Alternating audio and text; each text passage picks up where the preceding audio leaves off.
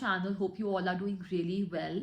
My name is Samara and today we're going to talk about living in London, the real cost, the hidden expenses and how much it actually takes to survive in London every month. This video is going to give you a very realistic breakdown of how much it actually takes to survive in London. So without further ado, let's dive into this video. So first, let's talk about accommodation. Now, the biggest question a person has when they're planning to move to London is where to live. Now, I was very clear since the beginning that I wanted to live in an apartment. First, you need to figure out whether you want to live in central London or outside central London. If you want to live in central London, you really need to be aware of the fact that central London is super expensive. And obviously, if you move outside central London, you go to zone 2, zone 3, zone 4, the expenses start reducing. So I was very clear that I really wanted to live in central London because I was coming to London for like 1.5 years and I wanted to make the most of it. And I also wanted to live in zone 1 particularly. I shortlisted like a few areas that I really wanted to live in. That was South Kensington, Knightsbridge, Marylebone and Waterloo. So I was sure that I want to live in one place out of these 4. So the first thing you guys really need to do is figure out where you guys exactly want to live. See YouTube videos. This video will also help you a lot. Now, the 4 areas that I had chosen are super expensive, probably one of the most expensive areas in London. And I already was aware of the fact, but still, because I was coming for a short time, I really wanted to make the most of it and live in these areas. Now, when I was renting, I went for a 2-bedroom, 2-bathroom, and 2-bedroom, 2-bathroom is much more expensive than a 2-bedroom, 1-bathroom.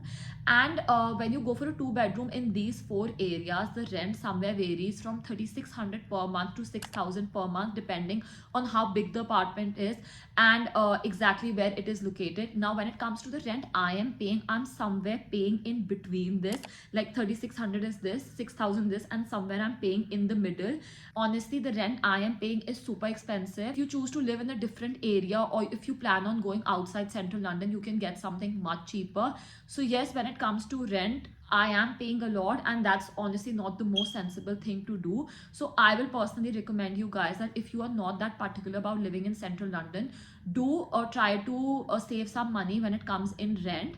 Another thing is that when you're moving in September, the landlords charge you a lot more than they would usually. During September, it's the biggest intake. Many people are coming for their undergrad, postgrad, many people are leaving, and people who are working also, they also plan on going back. So during this time particularly, landlords tend to increase their rent, probably ranging from 100 to 200 pounds per month. For example, like an apartment costs 4,200 pounds per month. That apartment you'll get for like 4,300 or 4,400 per month if you plan on moving in September. And they don't even negotiate the price at all when you're moving, especially in September. And in generally also, London is super expensive when it comes to rent, so they don't really reduce the price when you're trying to negotiate. So yes, one advice is going to be, if you're planning to save money in rent, think of living outside central London. Otherwise, central London is beautiful. Other expenses when it comes to accommodation is Wi-Fi. So my Wi-Fi costs me around 60 pounds per month. When it comes to electricity price varies. So I pay approximately somewhere around 150 pounds per month. This can range from 100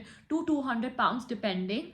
The other thing is water bill. So the water bill comes every 6 months. So the last water bill I paid was 260 pounds, which is a lot. But one thing is that you pay it every 6 months. Now, when you're a student, you are exempted from the council tax. So I don't pay council tax. But yes, once you're done with the undergraduation or your postgrad, you're supposed to pay council tax after that. Okay, now when it comes to grocery shopping, groceries are super expensive in London. I approximately pay around 300 pounds to 400 pounds every month. Not even 300, 350 to 400 pounds every month for my groceries. And even eating out is very expensive in London. A small meal, even if you grab like coffee or matcha, that easily costs 5 pounds. If you get like a meal, you easily end up spending around 13 to 14 pounds. If you're planning to dine out, then also you easily end up spending like 30 pounds. A drink approximately costs you like 13 pounds, 15 pounds, 16 pounds. And if you go for clubbing is also expensive. If you go to like a normal club, your drinks will cost you approximately around 10 to 15 pounds. And if you go to like a very nice club, then the drinks can cost as high as like 30 pounds, 35 pounds it can go. I went to Shard for dinner and a big ramen bowl costed me 60 pounds. So you can imagine, it really depends on where you are dining, and the price keeps on increasing, so you really need to be sensible. I'll suggest you that if you're planning to do grocery shopping, try to go to Tesco, Aldi, and Lidl and Sainsbury. You'll end up saving more money, and Lidl and Aldi are super cheap. When it comes to M&S and Waitrose, they are the more superior grocery stores and more expensive. For once in a while you can try them, but try shopping in these grocery stores, and try eating outside as less as possible maybe, and try cooking in if you want to save money, because whenever I go out, I end up spending a lot of money. There are also apps like Uni Days and Student Beans, from where you can get offers. Like for example, for shopping, like that day I got on shoes, so I got like a 10% off on them because of the student discount. And there are a lot of restaurants that offer discounts through these apps. Now let's talk about the transportation. London's transport is the most expensive transport in the world. So anybody who tells you that London में transport is very cheap, please don't get fooled. London transport is super expensive. Now there are few options that you have when you pay in the public transport. There are two means of public transport. One is the tube and one is the bus. So you can get an Oyster card made, and you can get your Oyster card linked with a rail card that helps you save money in the tube. So the tube is super expensive, to be honest. You get charged differently according to the fare. The highest fare is around 2.8, 3.5, depending on which area you're going to. And if you like have a rail card, then you get charged. So you pay 1.75 in the bus. You get the same amount paid in a normal fare when you get the rail card connected with your Oyster card. I personally do not have an Oyster or a rail card. I use my normal debit card or my forex card or my any other bank card to pay for my tube or bus. But most of the people over here get like a Oyster and a rail card made, and they get both of them connected, so that's like the best decision you can take. Now let's talk about the subscriptions and other expenses. Now when it comes to subscriptions, being apps like Netflix, Prime, Disney, etc., what I did was, I did not specially come here and take the subscriptions. I had my Indian subscriptions and I continued it back here. I just changed my location on the app store, so automatically now I'm using Netflix UK, Prime UK, etc, etc. So I did not take those subscriptions here. When it comes to gym, if you're somebody who's like a fitness freak like me, then obviously you want to go for classes or you want to join a gym. Now here you'll get very affordable gyms also, probably cheaper than India, and you'll get like super expensive ones also. So there are gyms like Gym Box, Gym Group, Pure Gym, that are like super cheap. You can get their subscription for, I think, ranging between £30 a month to like £70 or £80 a month. And if you go for like a 6-month or 3-month or yearly membership, they are more cheaper.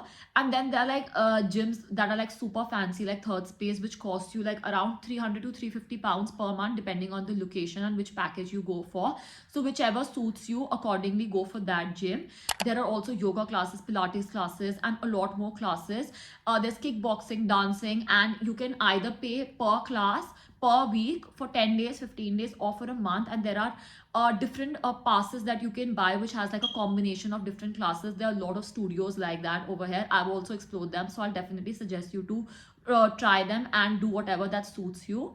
So yeah guys, that's it for this video. I feel living in central London can be super expensive, but if you plan well, and obviously you decide staying outside central London and not going out that often, trying to manage your expenses and maintaining a balance of everything, I think you can save a lot of money, and it's like a super amazing experience. So for a short period of time, you can just adjust and plan everything a bit more carefully. If you're planning to move to London, I really hope this video helps you plan better and I was of some help at least.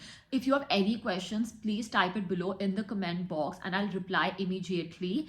And for more such content, do subscribe to my channel. And if you found this video helpful, don't forget to like, share, subscribe to my channel, and I hope to see you guys soon. Bye bye.